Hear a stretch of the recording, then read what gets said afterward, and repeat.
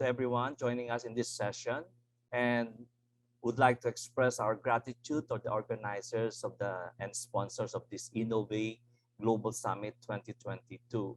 Our work is integrative learning approach, the implementation of on outcome-based education, reframing transformation in schools during the post-COVID-19. So our target uh, goals for today is first, briefs of what transition happened during the COVID-19 pandemic. Second is role of teachers in post-pandemic years 2022 to 2025, a projection. And then our study and our research framework. And then the fourth is transformation in schools in 2030, as indicated, future of education in 2030, and then integrative teaching learning strategies that were integrated in our module, and then our recommendations. Then and now in the Philippine classrooms, if you are going to look at the left image, you have the pre-war classroom in the Philippines and today's classroom in the Philippines as contrasted with the one in the right. In the COVID-19 variants, the new normal, we have the remote learning, we have modular learning, and then we have the depth ed program schedules in the televisions and radio. We have also synchronous online teaching, blended learning, and in the 2022 CHED memo number 4 series of 2020, CHED memo number 6 and series 2020 on flexible learning and transition plan in the HEIs. The time that passed, the question remains, is what we're doing having an impact? Do we offer curriculum that is flexible enough for the students to choose the topics that will allow motivation, engagement, and impact in our lives? Are our students ready for the future of work? Innovations, what about in education? We have high-speed learning, modern pedagogies and strategies, flexibility in years on different terrain, or we still teach the same way, old ways we were taught. In the 2019 book on how we learn by Kirk Center of the National Academies, it explicitly mentioned 3 conceptions on how we shape new learnings. One of them is if students' initial understanding is not engaged, they may fail to grasp new concepts or learn them for purpose of a test, but reverts to their conception afterwards. Second, competence requires organizing knowledge of facts and concepts in a framework that supports retrieval and application. And third, learning is facilitated by approaches to help students define their learning goals and monitor progress towards achieving them. Our research framework in the integrative learning approach in the implementation of outcome-based follows an input, process, and outcome. For the inputs, we were able to profile the biology lecturers and education administration experts, and also collection of and analysis of biology lesson plan exemplars. And then for the process, this starts the development and validation of biology modules for first year and second year students, focus on cooperative-based learning, design thinking, and forward thinking. We are expecting the outcomes to be embedded with 21st century learning skills, such as critical thinking, creativity, collaboration, communication, and problem solving. And likewise, industry work skills like growth mindsets, grit, perseverance, passion, social and emotional awareness, and lastly, the lifelong learning skills, self-regulation, self-discipline, learning how to learn. While we're doing this in the pilot testing, we were able to crop up the challenges for reframing schools transformation for the 2030, which are sustainability, capacity building, technology and innovation, curriculum and instruction, industry, community partnership. So the inputs, we were able to profile biology teachers, education administration experts, collection analysis of biology exemplars. Process, we have developed and validate the biology teachers learning modules and pilot test them using the 3 strategic approaches: cooperative, project-based learning, design thinking, and forward thinking. Our outcomes supposed to be that the three boxes there: 21st century learning, industry work skills, and lifelong learning skills. And the challenges, as I mentioned a while ago: sustainability, capacity building, technology and innovation, curriculum and instruction, industry and community partnership. Our statistical tool we used in Vivo 11 for this study, which is a software used for qualitative and mixed method researches. So the profile of our respondents, we have the table shows that there are a total of, for school A, we have 13, school B, we have 8, school C, we have 11, and school D, we have 17. These respondents, 26 of them are MA and MS majors or degree holders, and 23 of them are PhD and EED holders. Our biology lesson exemplars, there were 12 biology lesson exemplars, 3 from each schools, and then analysis and critical inspection of the OBE lesson plans in terms of program, course, subject, intended outcomes, which is equivalent to knowledge, skills, and values, and the lifelong learning skills. Analysis of biology lesson exemplars. Most of the lesson exemplars submitted by the respondents comply with the basic format of OBE as suggested by the CHED Memo 45 series of 2012. The inclusion of the BMGs in the higher education programs and course intended outcomes, and the sequential development of lesson proper and unit assessments. Individual lesson plan exemplars, which is 17%, provided 1 or 2 explicit attempts to include soft skills, and mostly 83% were devoid of soft skills and lifelong learning skills. So we were able to develop biology learning modules using the design phase, production phase, validation by 5 experts, and then we have pilot tested the modules for the effectiveness of the modules. So we're planning to do a national validation phase in 3 regions of the country in 2023 and 2024. So we were able to incorporate integrative learning approach such as cooperative project-based learning. We call that the CPBL, and then we have also included design thinking and forward thinking. If I have much time, I will be able to discuss all of this as strategies to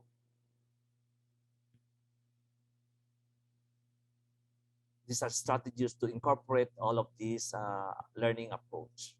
So first, we have cooperative project-based learning. So cooperative learning is a strategy used within groups of learners and aim to improve the learning experience and understanding of the learning projects. I will not be able to discuss this because we have some thunderstorms here in the Philippines, so I will just rush them and provide the organizers of this session or the summits to have the complete set of the slides for the participants to be able to have one copy. Okay, so the right projects management tool, things are a lot easier, such as the digital board and the slide presentations. So we were able to follow the design thinking setups. So what is a design thinking? It's a mindset. It's a human-centered or student-centered. It's collaborative. So this is a constructivism approach. It's experimental. So we were able to use problem-based and project-based, and very optimistic for the 2030 plan for strategic development plan of the UNESCO. So these are the explanations. Maybe we can take some since it's a human-centered, so it's for deep thinking, and it empathizes the needs of the students in a whole, and it's collaborative because design thinking benefits greatly from the views of multiple perspectives, and their creativity bolsters their own. Okay, and very optimistic. No matter how big the problem, how little time, and how small the budget, we will be able to use the design thinking for the students. So these are the process. Normally, these are the 5 steps: empathize, define, ideate, prototype, and test, as the literature will provide. So there are 5 phases also, like discovery, interpretation, ideation, experimentation, and evolution. So let's take one of them. So design thinking is about believing we can make a difference and having an intentional process in order to get to new relevant solutions that create positive impact. Design thinking gives us faith in our creative abilities and a process for transforming difficult challenges into opportunities for design.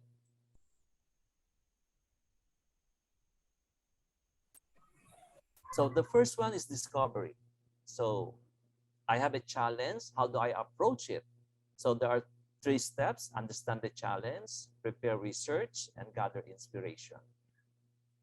Second phase is interpretation. I learn something from my teachers or from the class, from the school. How do I interpret it? So there are three steps also. Tell the stories, search for meaning, frame opportunities. Third is ideation. I see the opportunity. What do I create? So we have to create ideas and refine our ideas. Third, experimentation. I have an idea. How do I build it? So steps are big prototypes. Get feedback. And lastly, evolution. Track learning and move forward. I tried something new. How do I evolve it? So what's next? So we also make use of forward thinking, which embraces change and prepare the future. So future thinking, if you are going to look at forward thinker, there are many definitions of forward thinking, but the most basic one is to think ahead and not just for today. Forward thinkers are always looking for new ways to improve and be proactive in making these changes. It requires a certain level of creativity and willingness to take risks. So characteristic of forward thinker, you must have a plan A, plan B, or a plan C. So meaning, forward thinking means that you need to be proactive instead of reactive because many things are outside your control. It means looking at the larger picture. Forward thinking is not about the present and what's going on, but it's about future success. So forward thinking is a way to avoid being caught off guard. So the benefits of forward thinking, so I will not go each one of them, but let's focus our attention to those that are colored, highlighted, to learn from our mistakes and focus on long-term goals. It helps us focus on our priorities and avoid distractions. We know what we need to do and when to do it. We can make efficient use of our time and accomplish more by avoiding distraction. The opposite of forward thinking is backward thinking. Focus on the past, okay, dwell on things that they cannot change, lead to negative emotion, and prevent people from moving forward with their lives. So what are the strategies of forward thinking? Some literatures would provide us canvas, scenario planning, case scenario building, trend analysis, analytical balance, feasibility and projection study projects. In the biology modules that we prepared, we have included exercises on these forward-thinking strategies. Most of the respondents found the exercises as something that the students will be interested and engaged to finish their projects in their biology courses. So likewise, the respondent says that forward thinking refers to the process of predicting future events and anticipating potential problems. It differs from conventional thinking because it doesn't focus on the past or present. Being a forward thinker is as simple as looking at our calendar to see what appointments are coming up or considering how we'll get home after work if it begins snowing or raining unexpectedly outside. Like here in the Philippines, we are now experiencing thunderstorm. Forward-thinking individuals or students don't just live in the moment. They also consider what's to come and plan accordingly. This type of thinking can help anyone avoid potential problems down the road and make better decisions. So reframing transformation in schools in post-COVID-19, okay, following the strategic development goals of education for 2030, I have included the website. So maybe you can click on them and read on the items for the strategic development goal. So what are the futures of education for 2030? Okay, if you are look at these scenarios, you can see each students are having their laptops or iPads. We have the audio, the AVRs, okay, and then we have the actual investigations of the students and doing their individual or maybe collaborative work. So motivation and engagement, key to successful learning. Motivation to learn is fostered across the lifespan when the learner feels a sense of belonging and purpose in the learning environment. Teachers can support learners' motivation through a number of different activities at the level of the individual learning through social environment. Technology is an enabler, not a solution. Digital learning system may be designed to provide activities and the conditions that supports the learner's metacognition. Good teaching can be enhanced by the use of technology tools, but any technology products will not solve all the challenges of providing effective and equitable learning experiences of the learners. So, as Melinda Gates Foundation during the post-secondary success strategy provided us a lot of teaching strategies to have evidence-based teaching practices. And let me go over one at a time. And maybe if you have enough time, maybe you can go over the slides. But I will just enumerate all of them. So one is transparency. So providing students with clear overview of the course content, learning outcomes, and assessment criteria. And I have some illustrative practice to enhance what is the meaning of transparency. So I will go fast. Okay, active learning. Okay, engaging students by learning by doing. This is very applicable for science courses. Formative practice, creating opportunities for students to practice skills in ways that provide timely and targeted feedbacks to nudge them towards mastery. Learning data, use of the data analytics. Teachers use real-time data to inform teaching and engage in online courses. Improvement to optimize student success, metacognition, regulation, and learning agencies. Sense of belonging and inclusive learning environment. Okay, and the UNESCO provided us the following teaching strategies for 21st century. I will not go one by one for them, but I have listed them so that you will be able to cross-reference the UNESCO suggestion for these strategies. Well, we have experiential learning, storytelling, values education, inquiry learning, appropriate assessment, future problem solving, outside classroom learning, and community problem solving. In our modules, we were able to follow the 10 strategies given by teacher trained in Asia, crossing over, learning through augmentation, incidental learning, and so forth, but most especially learning by doing in science.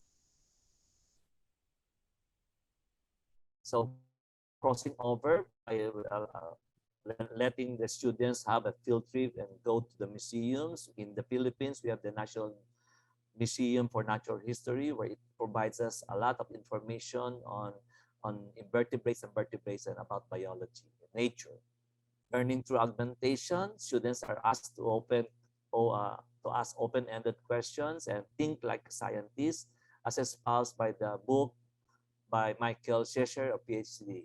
Okay, Coincidental Learning, we make use of the environment to allow students to explore and observe the nature around them and to have a self-reflection that could be used to encourage learner to conceive what could otherwise be isolated learning fragments. Okay, we have context-based learning also to learn from experience. I have here the book Paradigm Shifts for 21st Century Teaching and Learning. You can check that out also. Computational thinking. Remote learning by doing, okay, using remote labs in education. Embodied learning, okay, simulated worlds to support the learning process of the students.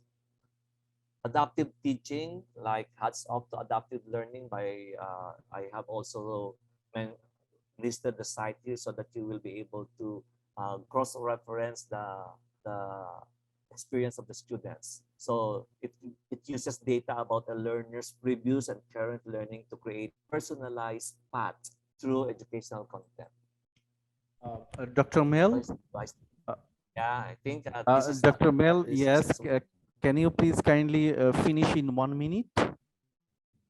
okay. So I will skip this, and maybe the participants can just go over the references that I make use of this. And okay, we have the last uh, analytics of emotion, still assessment.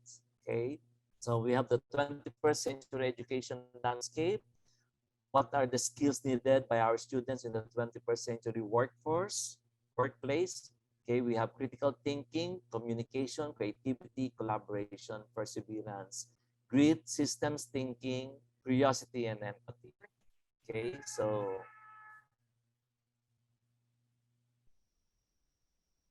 there are some recommendations also that we have inputted to focus our challenges and opportunities for improvement common to all of education systems.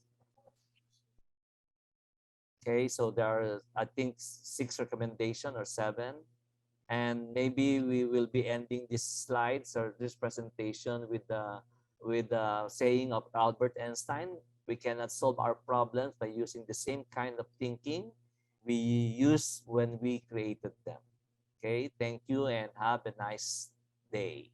So, where am I? Our quest towards quality education, most likely there's a demand for quality learning in the Bangsamoro Autonomous Region and Marawi City of different, calamities that had happened with COVID-19, and particularly the Marawi siege. As everybody knows, Marawi cities like in a setup that in an extreme. Allow me to present some of the information that we need to know before I will be presenting the findings or the studies that I've conducted.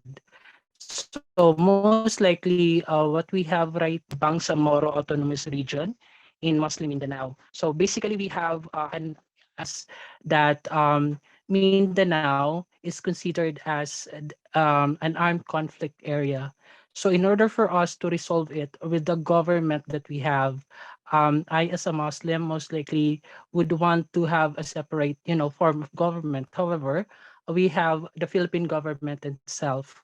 Through legislation and policy, we crafted a national law that created the new Bangsamoro Autonomous Region in Muslim Mindanao through the Bangsamoro Basic Law or Republic Act 11054. So essentially, the creation of the BARM is within the jurisdiction of the Philippine government, where the education system and the quality of education that we're talking about is greatly affected by the policies that the government is providing us. And most likely with the new BARM, we have crafted the new the education code of BARM, in which it addresses the concern on teaching strategies, and most likely on applying the outcome based strategies that we have right now. And I am grateful that through this summit, we can acquire knowledge further. So Marawi City, as you can see, and also we are familiar with the Marawi siege that had happened 2017. So most likely, taking this one into consideration, um, the effect on the educational system, we need to figure out what we can do next as a community, as a group of people, in order for us to address the challenges that we have in the educational sector, especially in the Bangsamoro region and here in Marawi City. So with this, ladies and gentlemen, um, before going through this one, we need to understand the challenges that we are trying to face. Just example, in the Bangsamoro region, most likely the BARM is an emerging solution to to the armed conflict in the southern Philippines. So as you can see, the Philippine government is trying to, integrate the system, the different tribes and different religious affiliation here in the Philippines. So essentially, the Bangsamoro Autonomous Region is one of the solutions that the government would try to address the armed conflict here in Mindanao. So basically, we have questions, or let's say challenges on the low literacy rate as projected in various in various studies that we have conducted. And also we have a low technological innovation in education delivery. So we have problems that we need to solve along the way. And through studies and researches, we can address this problem. So, and also it is linked with the threat from violence from armed groups and extremists, which brought about the Marawi siege. As we can recall, 2017 is um, one of the historical highlights that we need to understand why it happened and why we have to go through with that. So, just example, also we have the COVID-19 pandemic. Most likely, I would say that it measured the determination both of the learners and educators in addressing problems that concerning how we deal with the need for proper delivery of education. So most likely OBE or outcome based education would address a certain concerns that we have right now, especially in our region, especially here in Marawi City. And also we have concerns that introducing, just example, the outcomes based education, we need to have trainings for that. And we see that there is a need for that training, and there's lack of training and faculty development opportunity that we need to have, or we need to have policies in order for us to address those concerns. And also, lastly, we have lack of innovation and teachings here. Just example, in various provinces and municipalities in the region, Bangsamoro region, it's a traditional way of teaching. So therefore, we need to there is a need to have a reconfiguration or recalibration of how we will be dealing with the concerns with education. So most likely, um, we have opportunities and innovations that we would want to push forward, because according to some of the forums that I've attended, and most likely would like to address certain concerns. Example, the Marawi siege most likely give us the lesson that the people of Marawi would wanted to learn from. So yet most likely it opens to so many opportunities. Just example, according to certain studies that we have conducted, um, during the Marawi siege, we have a greater need for scholarships, faculty trainings and development, international government organizations like Save the Children, Australian Aid, USAID, British Council, etc. In which case, according to our study, it opened the idea that most likely we need to focus on, just example number one, we need to focus on the mental health issues concerning people. And second is according to our study also, we figured out that there is a problem with peace education, that as early as now, we need to integrate peace education in the curriculum that we have.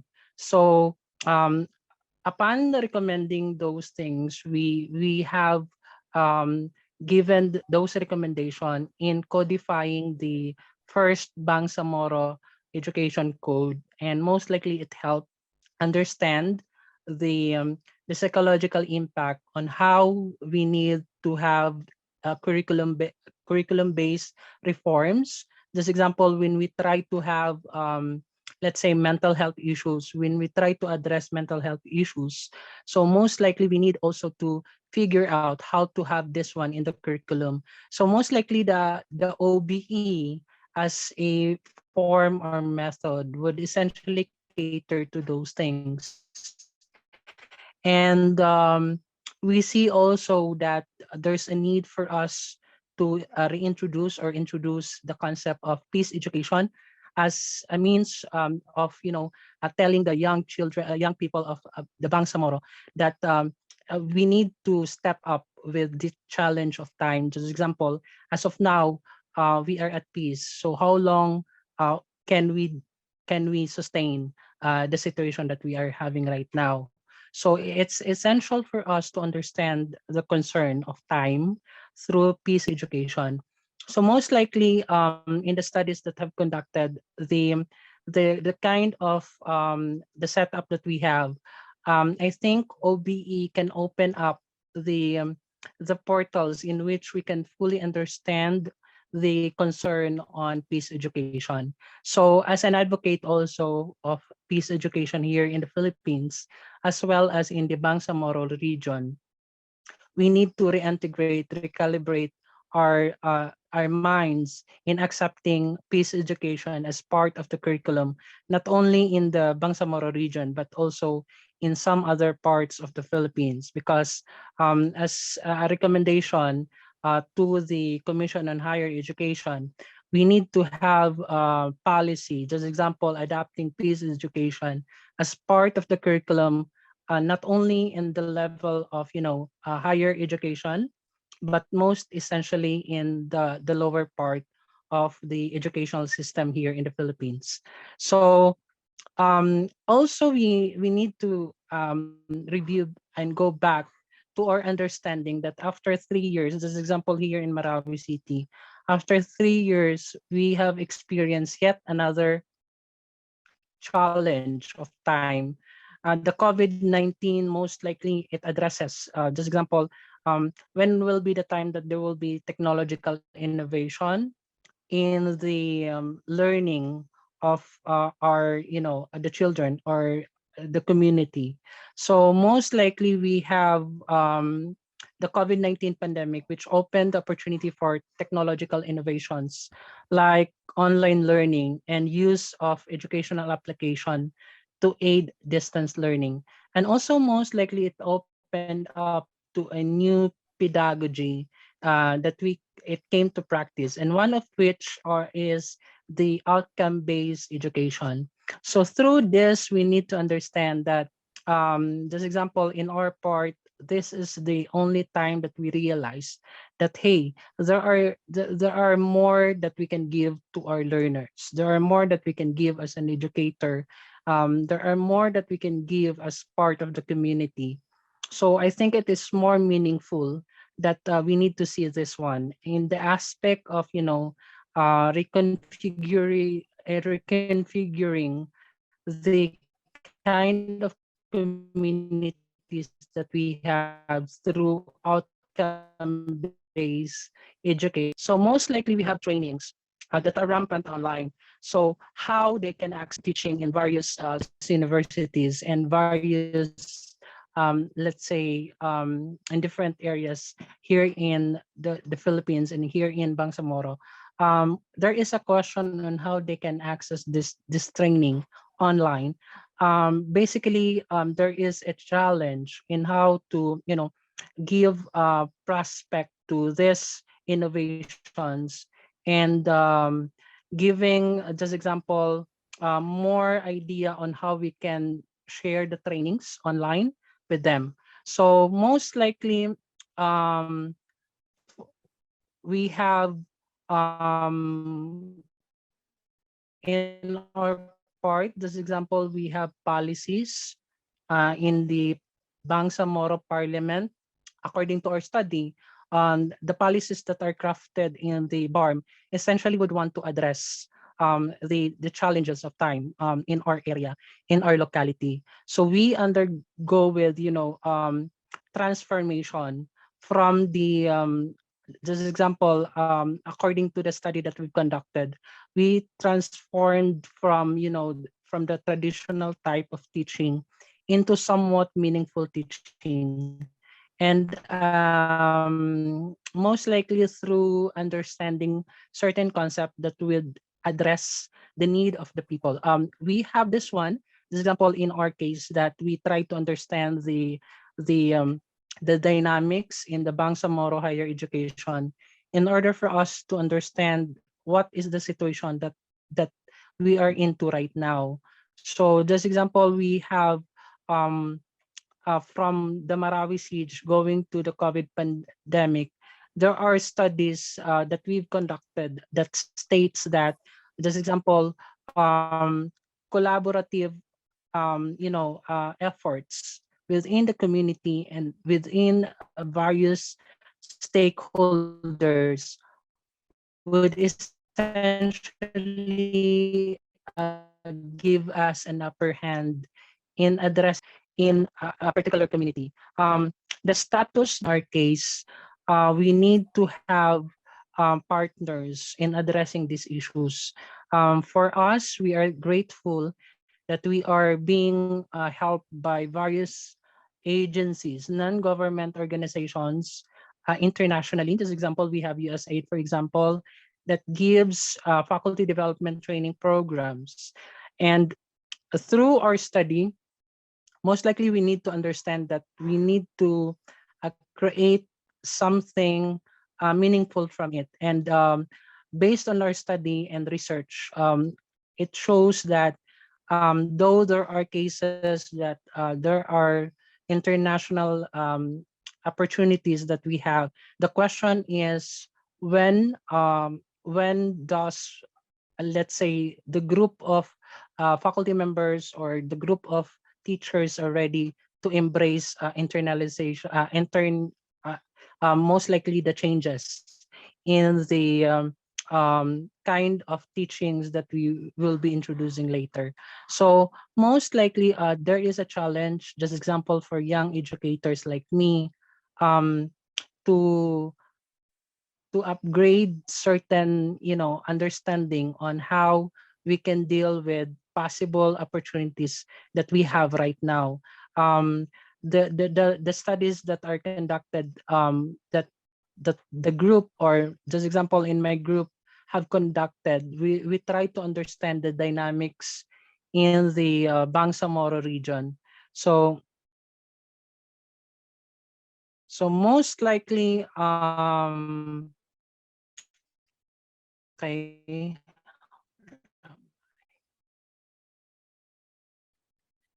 okay, so the things that I will be saying is I will be sharing certain, just example in my case, my testament is that faculty training and development that are happening is a testament of hope.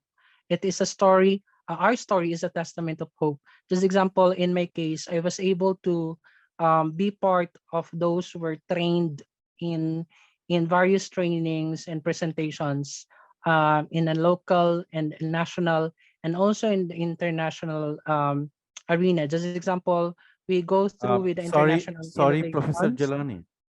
Sorry, Yes, Professor yes. Jelani. So actually, we are running out of time. So can you please summarize in 1 minute, please? Okay, okay. Thank So you. uh, yes, thank you. So for that, I believe that, just example in our study, we found out that the trainings and development programs that we have, just example here in Marawi City, in Mindanao State University, for example, and one of the leading universities in the Philippines, the Iligan Institute of Technology, continues to provide faculty training and development programs, which are essential. And I think in the BARM and Marawi City, the recommendations that we have in our study is that um, through this, let's say the COVID-19 and the Marawi siege, it opens portal of opportunities. And we need further studies in order for us to most likely understand the dynamics of faculty training and programs.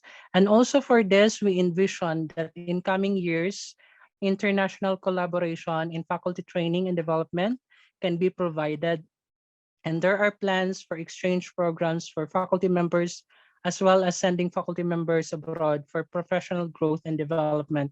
This is true also with the policies that the Bangsamoro would want to craft in the future. So policies, this example, we will be having bills because I am a young parliamentarian, so most likely we will be advocating for that. So thus, most likely this initiative, there is a bright future for the people of Marawi and the BARM. So with this, I would like to thank each one of you. I would like to thank the organizer of the OBE Summit for having me as your speaker.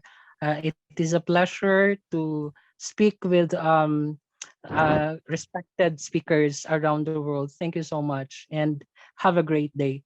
I'm so sorry for the inconvenience. No, thank you very much, Professor Zalani, for your nice talk. So we go now move to our third speaker, and the presenter is Professor Abbasuddin Shiak. He will be talking about faculty development, key challenges required from the Bangladesh perspective. So Professor Abbas, you have 20 minutes for your presentation. Please proceed. Um, Thank you very much, Professor Mujahidul Islam, and also it's my pleasure to be here, um, speaking on behalf of such eminent speakers from around the world in Global Virtual Education Summit 2022. And in today's topic, faculty training and development for transformational education, I would like to share my experience from Bangladesh perspective, from let's say last 17 years as an academic. So it's just something that I thought would be very useful for everyone who's actually enjoying this session. So let's give me a background. So I am faculty of Bangladesh University of Textiles. I did my PhD in Textile Environmental Studies from University of Manchester, and worked in various areas of sustainability. Now, if we look into the faculty, the teachers, what actually faculty? A teacher, an expert, a guru, and what else not? So seeing the role of a faculty is in various area. Now one's wonder what we expect from them. If I take a quote from Maclean, who said, in the personal professional development of teachers, clinicians, researchers, administrators to meet the goals, vision, and missions of the institution in terms of its social and moral responsibility to the community it serves. It actually seems a very big responsibility, to be honest. So if we are the moral compass of the community we serve, is basically we are expecting a lot from the faculties. And that is in today's world is giving us a dilemma how much we could do and how much it is expected from us from the society. A teacher, if you look into faculty as a teacher, there are plenty of roles you can see. Information provider, of course, resource developer.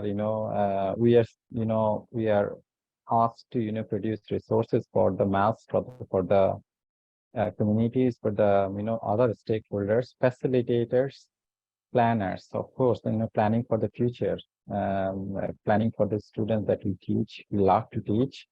We are also expected as a role model for our students. So they look into us after their parents. They look into what we do, how we do it, and that is also in a way great burden or a great opportunity, whatever way you see it.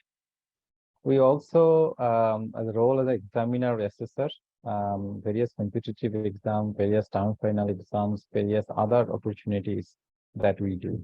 So if we look into, a faculty, we can see that there are lots of, different roles we are playing as directly, and this is the direct roles that we are looking for. Apart from that, with what we also expect from, the faculty, they will do research and collaborative research, of course, and today's world is much more collaboration with different area of expertise.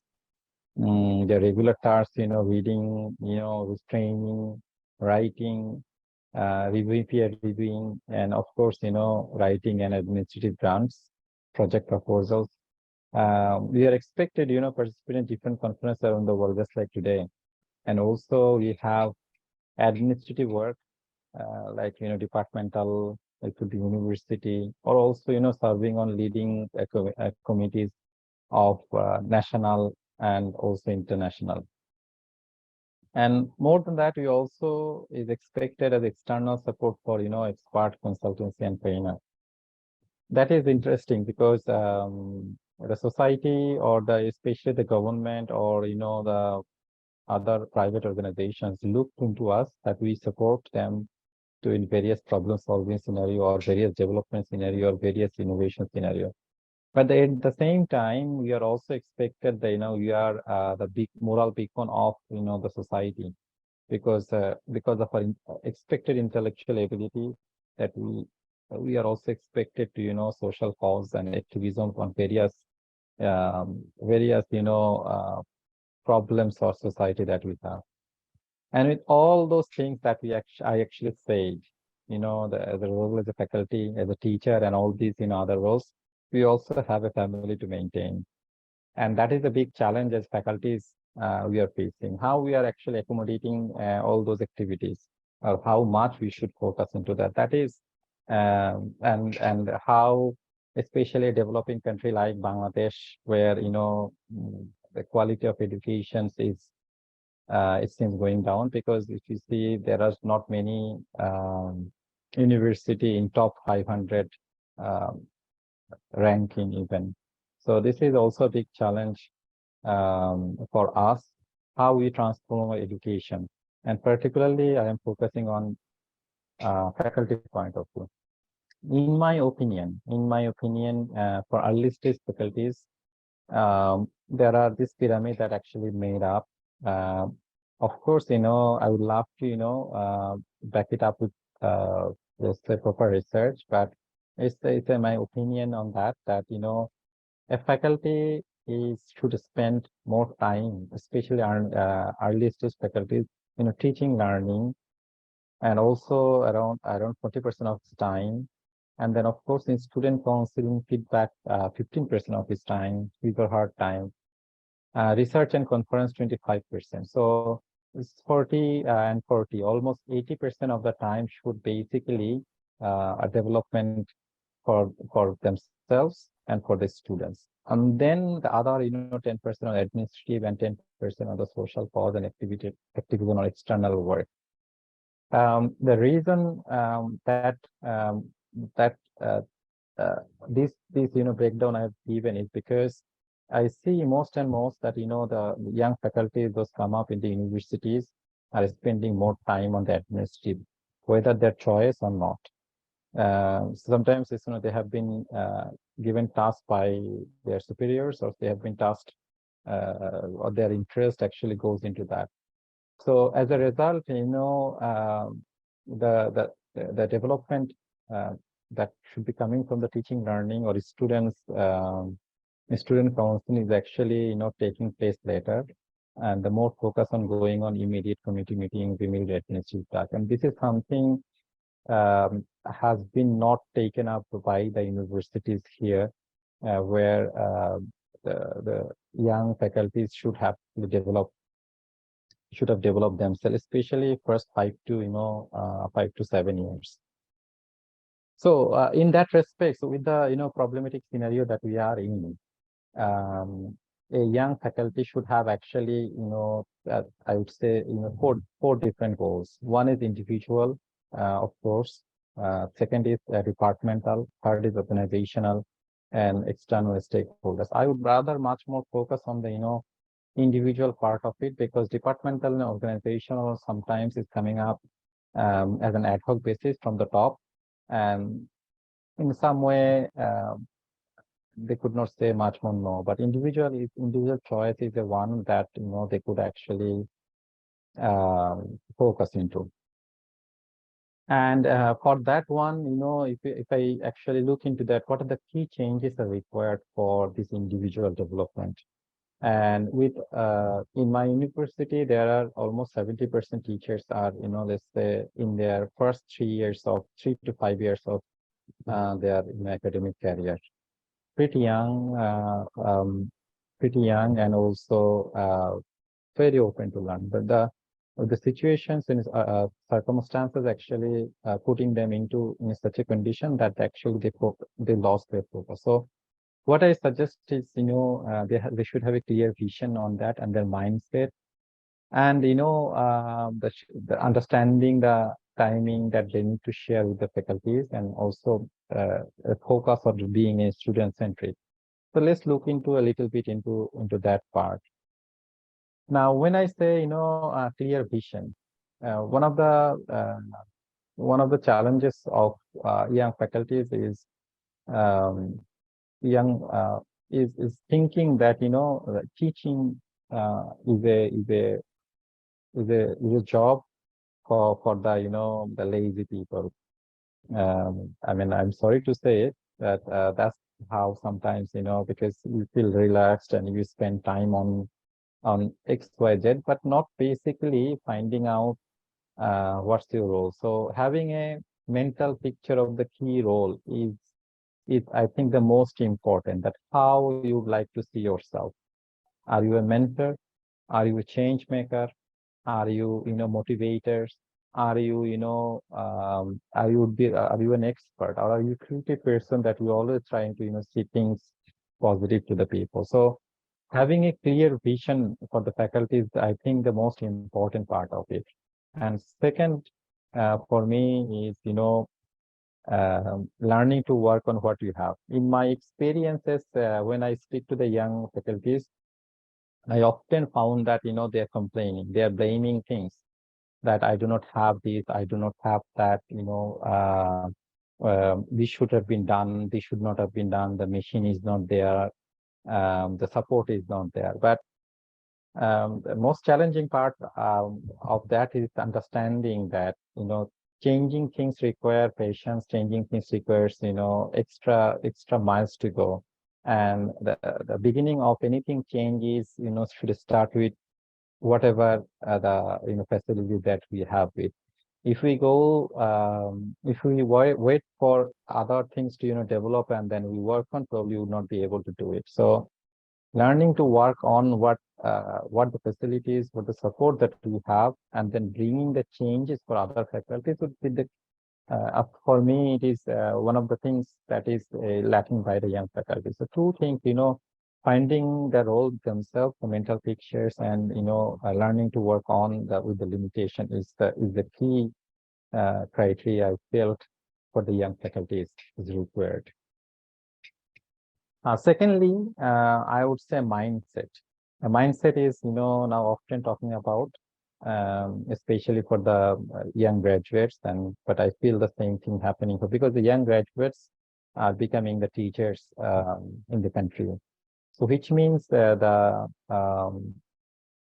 passivism or activism, whatever is coming up, is coming up with the students, and that comes into the, when the faculty are teaching or working in the academic institutions. So a positive mindset is a very long way to go. It's sometimes just I said, learning on what you have is also a positive mindset, because you do not wait for some other people to do your work or some other things to happen to work on. Proactive, collaborative natures, finding out what other opportunities are there, or what other seniors are doing there, or also in the community, or also in the network, or also within your alumni, is a way to go. Other part is, responsive to the challenges.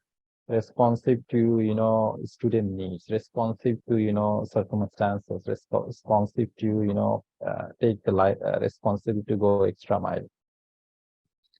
That is also unexpected.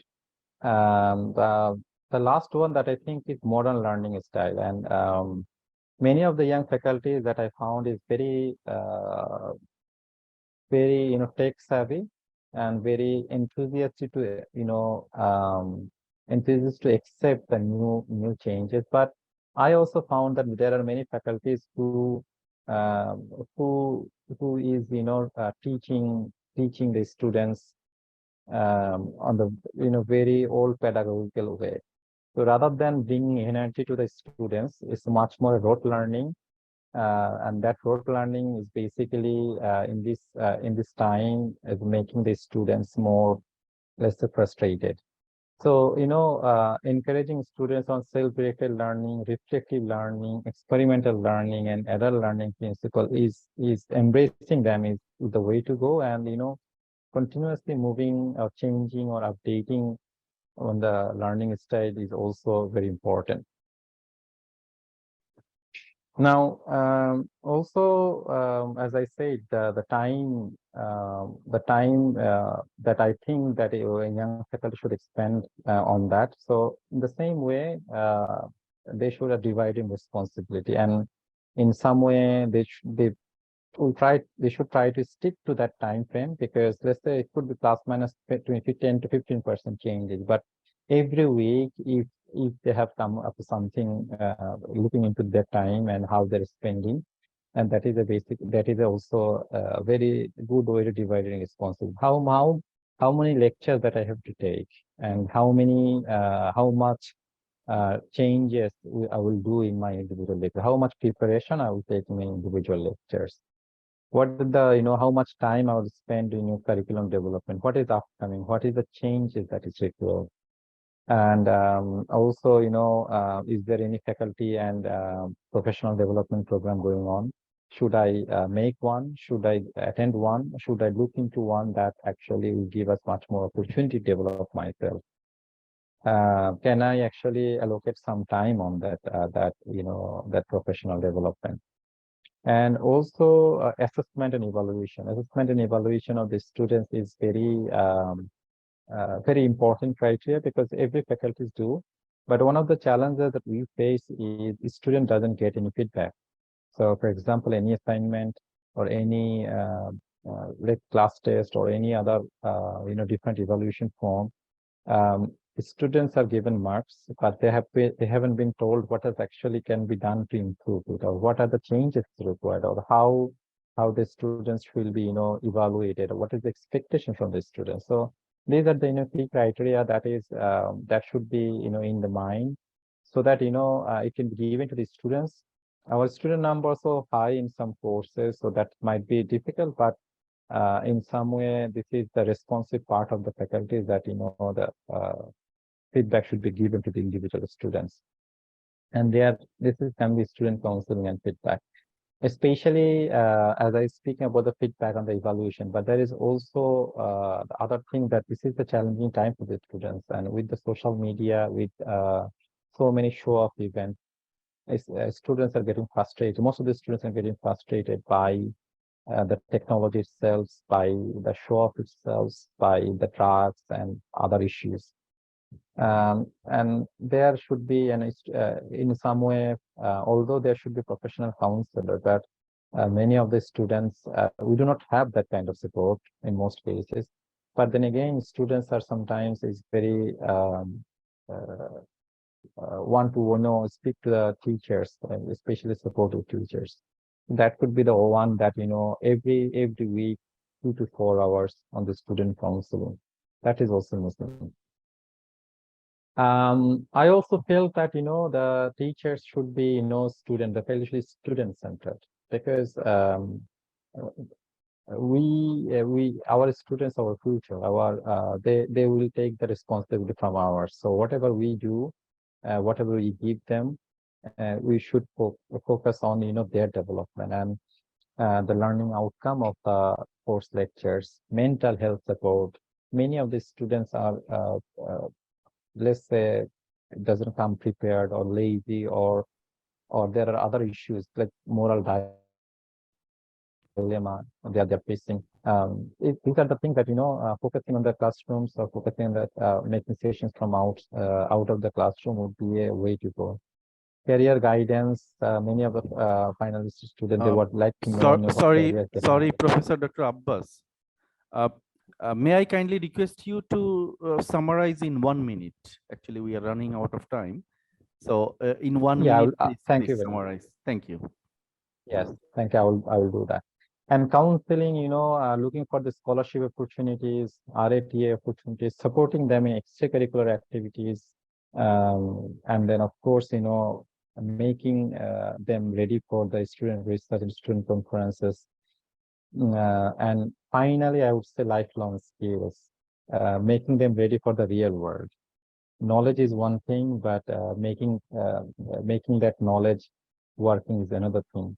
And that lifelong skills should be, given, should be actually encouraged by the faculty to the students.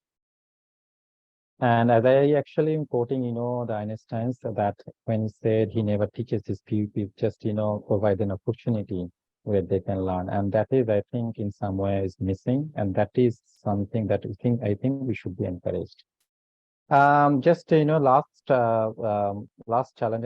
challenges. There are lots of expectation from the faculty. As I said, that we expect a lot, and also there are lots of scrutiny in the social media, regulatory bodies. There is a concept of popular teacher versus researchers, and and the continuous learning. There's lots of expectation. One of the challenges, two challenges that I'm saying, performance versus service length in promotion. And now, one of the problem for young faculty is that they are not rewarded because of the performance, and the promotion it goes on in service. But this is something that we cannot do anything about it, because that's the reality that we are facing. And our faculties should be motivated in this challenging circumstances, whether that you like it or not. And finally, that's it. I would say, although there will be lots of administrative tasks, but do not bog down by it, and always keep student develop in mind. And with that, I thank you, the organizers, and I thank you, the host of this session, and thank you all whoever is listening. Thank you very much, Professor Dr. Abbas. Thank you very, very much for your nice talk. So now we move to the last presenter. We have here with us Professor Suparna Sanyal. She will be talking about educational repute of forest dwelling primitive tribe, the Lodha. So you got 20 minutes, Professor. Professor Suparna, are you there? Yes, yes. Okay, please. The floor is yours. Yes. Thank you very much. Is it visible? The full screen has come? Not yet. Not the full screen yet. So please go to the slideshow mode.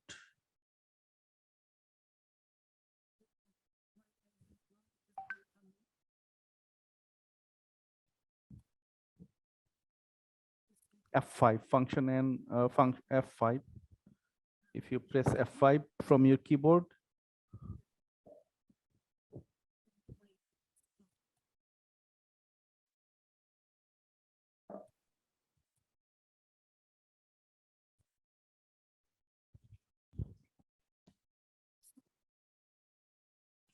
Like this problem is going on. It's not coming. So can I start? Please press Fn and F5. N, then Fn and F5. Yes, I am doing, but it's not coming. Fn and F5, but it's not coming yet.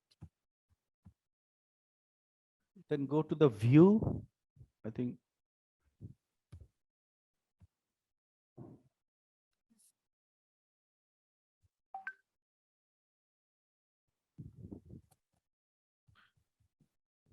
Please press Fn and F5.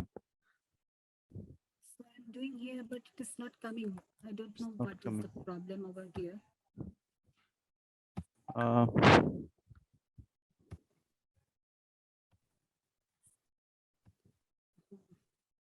please try one more time. Can I stop share then again? Can I start? Yeah, please do so.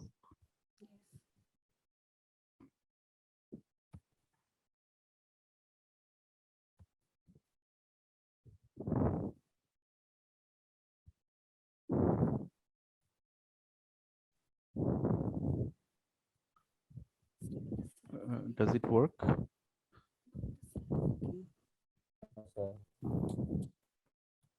Kindly go to Yes, yes, it has come. Oh, yeah.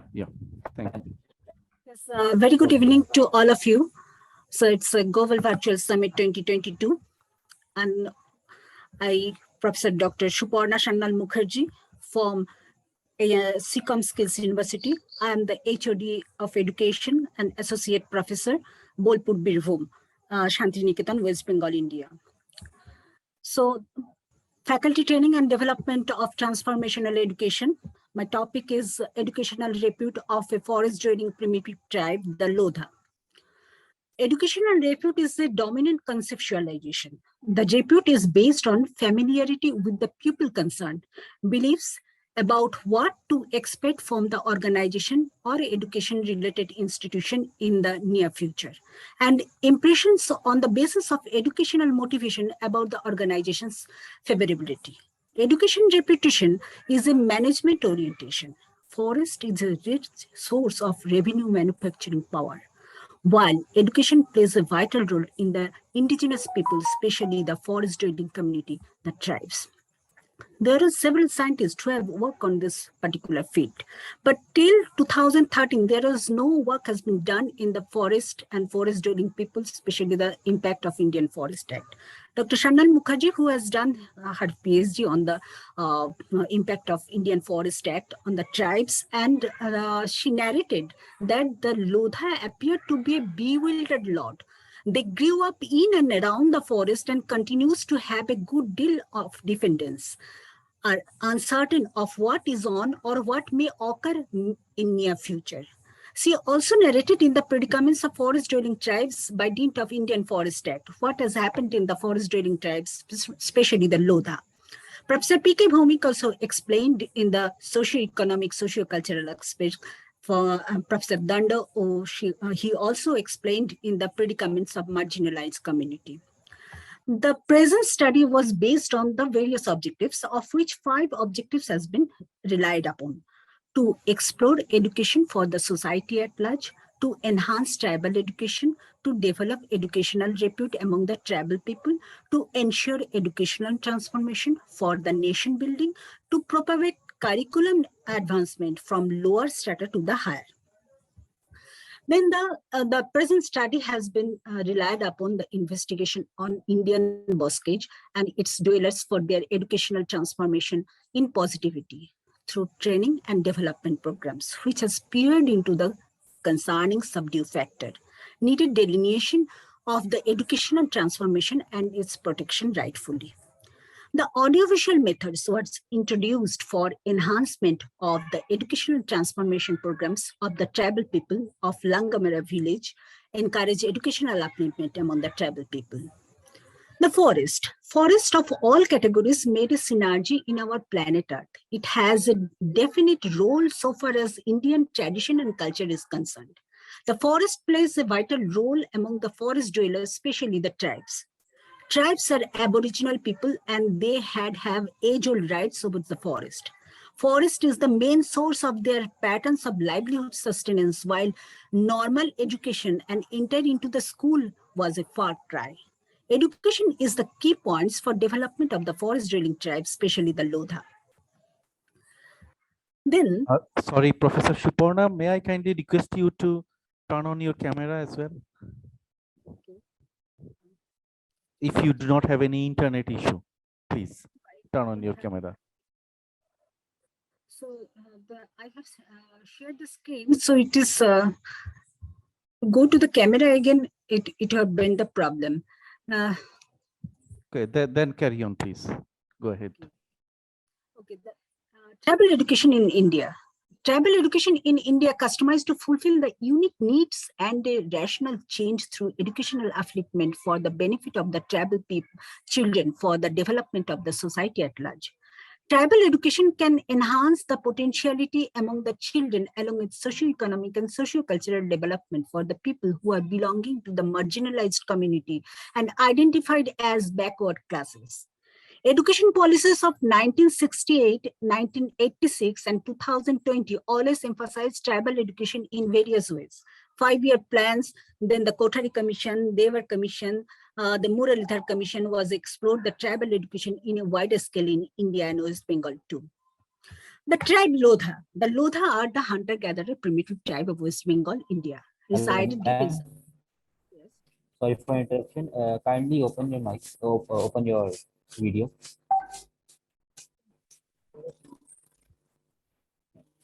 Ma'am. Just a minute. Yes. Is it all right? Ma'am, kindly remove the background filter. Also, face motion. I was in the tribe Langamara, the village Langamara situated deep inside the forest in Kharagpur Forest Division, Hijri Range and Beat Khagra. Langamara village of Paschim Medinipur district of West Bengal, a multi-ethnic village where different types of people are residing with sustainable community structure, different socio-economic and socio-cultural nomenclature. The total population of village is 396 belonging to 68 households, of which 28 are the Lodha and 40 households belong to the caste peasant. Among them are 156 Lodha and 240 the other village people.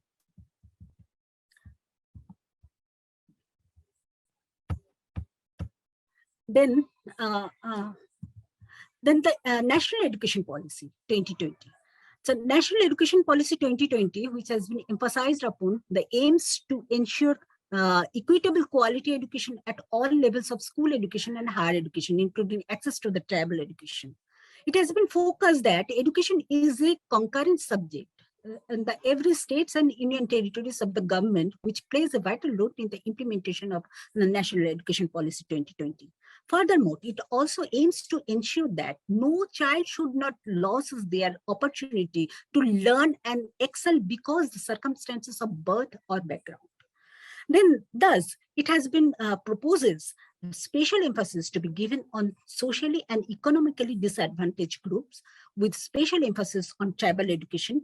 The 2020 reaffirms the bridging of social category gaps in access, participation, and learning outcomes in both schools and higher education will continue to be one of the major goals of all education sector development programs. The present study is relied upon, that is the three parameters or three categories or three strata. So educational repute management.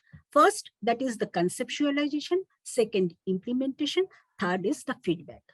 So how the conceptualization has been started? The conceptualization of step 1A, that is population distribution of the Lodha and caste peasants. So I have told that 156, that is 39% is the Lodha population, and 240, that is 61% is the caste peasants. Then the conceptualization step 1B has been emphasized upon the Lodha male and female. That is 51% is the Lodha male and 49 is the female. Then the conceptualization step 2, that is degree of dependence on the forest. It has been proved that the male Lodha dependence and female dependence, the first quarter is showing 9% and in case of the male and 32% in case of the female, that is the fully dependence on the forest. And the second quarter, which is proving that 33% of the female and the 40% of male Lodha are partially dependent. And non-dependence, that is 51% in case of the male and 35% in case of the female. So Lodha male are away from the forest. In case of the Lodha female, they are keen to the forest. Then the educational status of the Lodha of the Langamara village, step 3, that is the educational status of the Lodha male. So it is the first category 1 has been proving that the 18.07% is the illiterate. Then educated. Illiterate, that means they doesn't know anything. They have no idea. They can write, they can read, they don't have any idea about it. And 9.64%, that is they are educated, that means they can read, write, and they can sign. And 3.01%, that means they have the primary education in case of the male. And in case of the female, 10.84% is the illiterate, 6.2% is the illiterate or educated, and 12.65% is the primary education. They got the primary education. It is the conceptual agent. Then implementation. Step 1 in implementation is the introduce audio and visual methods of learning. So to start the audio and visual method of learning, so there should be explanation. Explanation 1, what is that? Now, audiovisual learning is interactive, multidisciplinary, and effective lesson which engage the individual when it is delivered with audio and visual support. The idea is to provide learners the ability to connect cognitively with the materials being taught. This audiovisual method was started or introduced in 1920 when the film technology started. At the same time, explanation 2, why it has been relied upon. In 1950, digital technology and advancement emerged the classification, teaching, and different media-oriented advancements become increasingly in the school as learning tools. So it has been relied upon for the improvement and for the development of the teaching learning process, basically those who are illiterate. So learning becomes more effectively, 2 or more senses are being used simultaneously to receive information. Then the implementation step 2, introduce teaching and learning parameters. There are several parameters, of which 5 parameters has been chosen. So alphabet identification through audiovisual method, number pointing and numeric notification by visual and auditory help, then colors, persons, educational amenities, daily life articles identification, then the seeing, activities, and acting in the same manner in daily life performances, then reading, writing, construction of the sentences and communications. Then the implementation step 3. There is a 3 parameters or 3 categories. Number 1, objectives. Number 2, question and answer. Number 3, responses. Objectives here, behavioral specifications. Then the number 2, the question and answer, that is mastery performances. And responses is audiovisual cues and direction and professional development. So it has been completed, the implementation. After implementation, that is the feedback. Then the feedback is started after 3 months. The step 1, what has been find it out, the Lodha male, those who have the educational level was primary education was 3.01%, it has reached to the 3.08%, that is the 10%. And the 9.64%, those who were educated, that is 33%, it is static. And illiteracy rate, which was 18.01%, it has been deteriorated, and it has been 17.09%, that is 57% in case of the male, and in case of the Lodha female, it is also 45%, 21%, and 34%. At the same time, the status 2, feedback step 2, after 6 months. After 6 months, the result has come. The educated, that means primary education, got the Lodha male 16%, and educated 34%, and illiteracy rate deteriorate the 50%. At the same time, the Lodha female is 52%, 24%, and 24%. Both are maintaining the equilibrium in case of the Lodha female after 6 months. Then after 12 months, the feedback step 3, the Lodha male, the primary education reached to the 25%, and the literacy rate or the educated is reached to the 35%. And in case of the illiteracy, it's deteriorating in 40%. At the same time, the female for 59%, educated is 34.2%, and illiteracy rate is deteriorating in come to the 9%. So what is the resultant factor? Resultant factor is showing that 10, 16, 25. This is the increasement of the literacy rate in case of the Lodha male, and it is deteriorating to 57, 50, and 40. The illiteracy rate is deteriorating 57 to 40%. At the same way, in case of the female, it is 45, 50 to 59, and then the 34, 24, and 9. So these are the resultant factors which has happened after the 12 months of implementation of the audiovisual method of technique.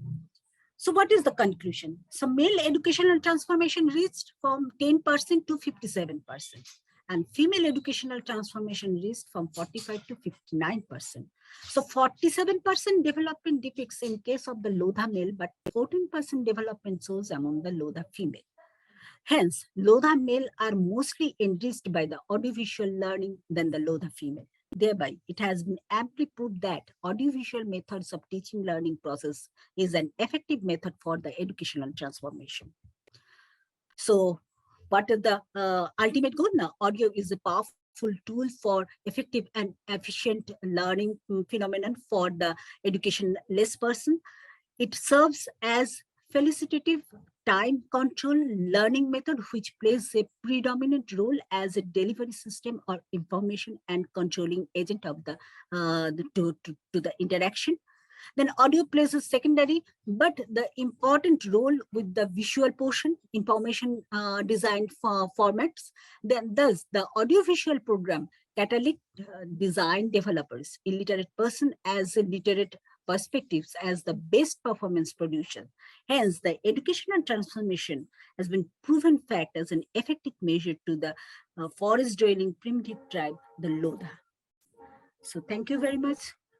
These are the references, and thank you. Thank you very much.